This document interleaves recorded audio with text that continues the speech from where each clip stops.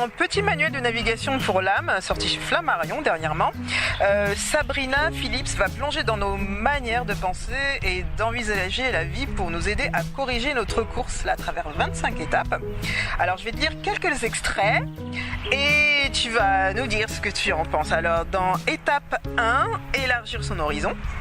Alors elle dit, nous nous mentons beaucoup, nous nous fuyons dès que cela est possible et dans notre société contemporaine, nombre de fonctionnements nous y poussent. À peine une idée dérangeante m'effleure-t-elle, une pensée non conforme à ma vie actuelle, un début de remise en question que j'attrape mon téléphone, ma tablette, mon ordinateur et de m'engouffrer dans une vidéo sans intérêt, un message qui pourrait attendre, un jeu dont j'aurais oublié le sens dans quelques semaines. Il nous est si facile de nous fuir avec ces appareils qui ne nous quittent plus.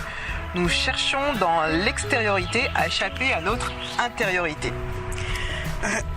En fait, alors, je trouve que je trouve qu'elle a totalement raison et c'est pour ça que c'est important d'avoir des moments à soi en fait sans télé. Enfin moi de toute manière j'allume pas la télé donc je regarde pas la télé mais je regarde les séries.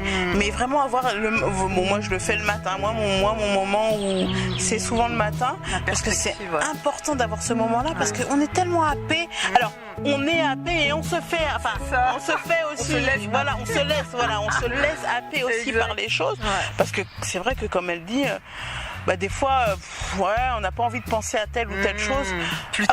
Le téléphone il sonne, tant mieux.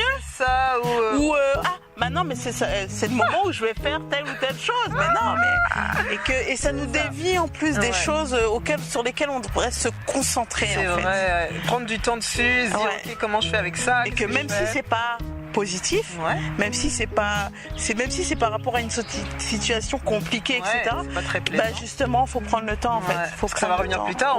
Dans étape 7, qu'elle appelle l'habit ne fait pas le marin. C'est bien dit. Alors elle dit, la plupart de nos souffrances sont générées par le fait que nous vivons le nez collé à la vitre. C'est ce qu'on disait tout à l'heure. Nous accordons de l'importance à ce qui en a peu, cristallisons le passé en le déformant, projetons l'avenir avec nos craintes. Nous oublions que nous sommes en voyage et que les paysages défilent inévitablement. Il est intéressant de se poser régulièrement cette question lorsqu'un événement nous dérange ou nous fait souffrir. Est-ce vraiment important ? À l'échelle de ma vie, de mon parcours, est-ce vraiment si important ? Majoritairement, la réponse est négative. Nous ne nous souvenons déjà plus de tous ces micro-événements qui nous ont pourtant pris tant d'énergie.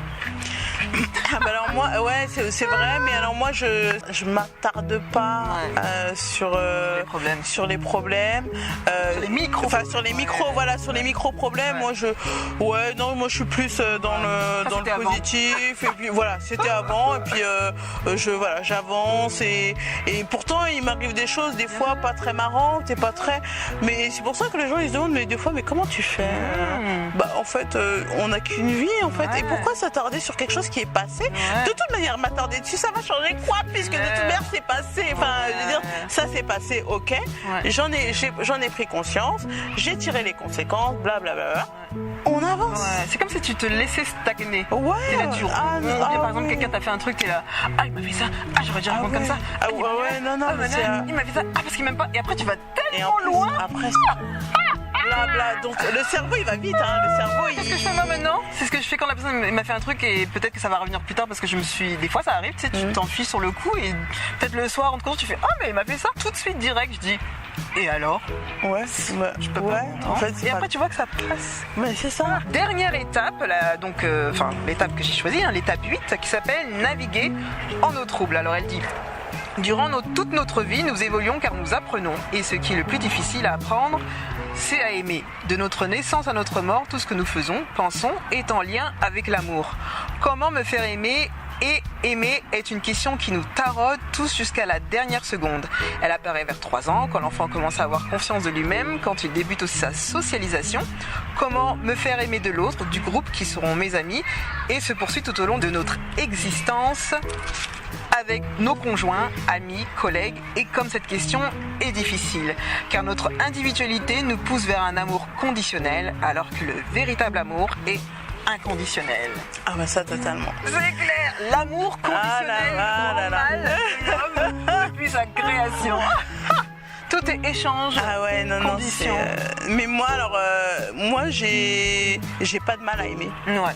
C'est peut-être un problème d'ailleurs. Et surtout, c'est de ne pas avoir d'aimer sans même qu'on la personne ait tellement retour aussi. Ah oui, oui, oui. Non, bah alors, en fait, moi, j'ai pas de mal à aimer. Après, j'ai beaucoup attendu qu'on ait la même chose pour moi. Ah oui, oui, oui. Pendant longtemps, enfin Ouais, pendant bien longtemps, sûr. en fait, j'ai attendu qu'on ait la même chose pour moi, alors qu'on est différents et comme elle dit, on est des individus. Donc de toute manière, on va pas réagir pareil, on va pas avoir le même, enfin c'est pas pareil. Ouais. Et on n'a pas la même expérience, donc forcément l'amour est peut-être aussi donné différemment selon les expériences que l'on a vécues, etc. Et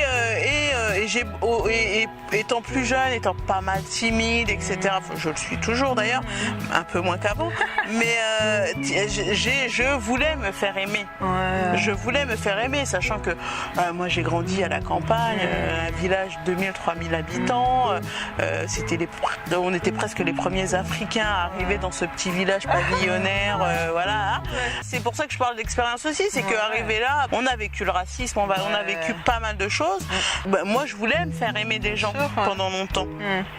Mais maintenant avec l'expérience, moi aujourd'hui je suis toujours aussi timide, mais j'ai confiance en moi, j'ai confiance en ce que je dégage, en ce que voilà, et donc maintenant je ne cherche pas à me faire aimer en fait. Et pour moi les gens, si tu veux m'aimer, tu m'aimes tel que je suis. C'est ça. Et tu me prends tel que je suis, avec mes qualités, mes défauts. Moi je te prendrai tel que tu es également. Et puis et tu vas m'aimer d'une certaine façon, moi je vais t'aimer d'une certaine façon. À partir du moment où on se complète, et tout va bien en fait. Ouais, c'est clair. Moi, j'ai toujours aimé facilement et réalisé trop tard. Je parle vraiment de tout le monde. Et vraiment réalisé trop tard qu'en fait, jusqu'à ce que les gens ils abusent, tu sais. Ouais. Je dis, là, c'est un peu trop, là. C'est bon, il faut mettre le bouchon. Ouais. Mais j'ai remarqué justement dans mes années d'amour gratuit que le problème, c'est que les gens ne veulent pas se faire aimer. Ils ont un mal avec ça. Je sais pas s'ils veulent. Pour eux, en fait, ils comprennent pas le fait d'aimer gratuitement. Ah oui. C'est pas normal. Bah oui, attends, que tu veuilles rien derrière, Ça. alors que toi, t'arrives avec ton amour pur entre guillemets, enfin tu vois, sans attendre quoi que ce soit ou autre. Mais c'est pas, oui, c'est vrai, c'est pas forcément, c'est pas normal entre guillemets. J'ai eu des réactions vraiment de folie. J'ai eu des réactions comme de l'ignorance, bien entendu c'est normal, de l'ignorance. Ouais. Tu veux, je récalcule pas, les personnes ne te répondent pas, des trucs comme ça c'est normal. Mais j'ai eu même des réactions agressives où des gens se disaient ou avaient envie de violence, répondre par la violence quoi. C'est fou hein. Non mais ouais. Moi je sais que j'ai eu une relation aussi où c'était où la personne cherchait toujours la petite bête derrière, parce que c'était pas possible entre guillemets que ce soit comme ça. Tu vas me faire quelque chose à un moment donné. C'est exact, c'est ça. La parano derrière, tu dis mais non en fait moi je suis là, et alors que si tu les aimes en leur disant et moi, là ils vont trouver ça normal. C'est fou hein. Ouais non c'est vrai. On a un problème avec l'amour. Aïe.